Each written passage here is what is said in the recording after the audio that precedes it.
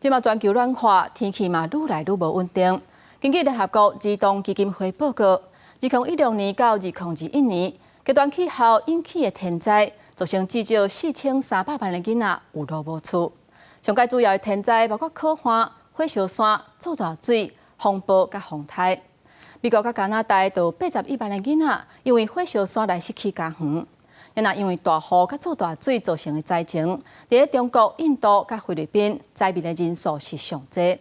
若是照比例来看，甲着比海岛国都明年甲是上界凄惨，伫遐有76个囡仔是已经无厝通住。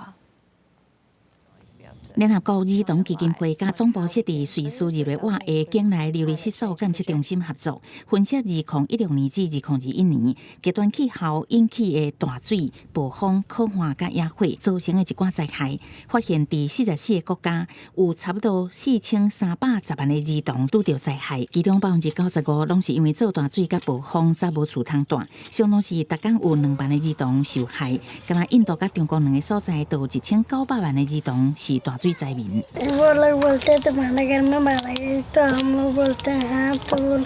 बोलते हैं कि तुम्हारे पास तो कुछ भी नहीं है तो हम लोग बोलते हैं कोई बात नहीं。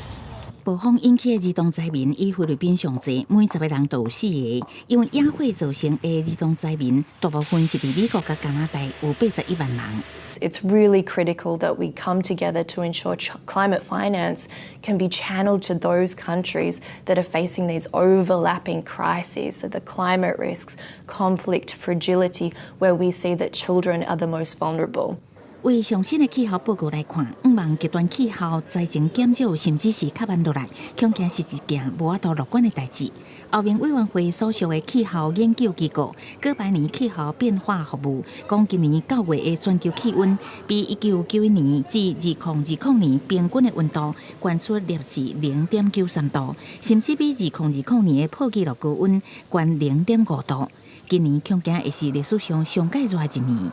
公司新闻王慧文编译。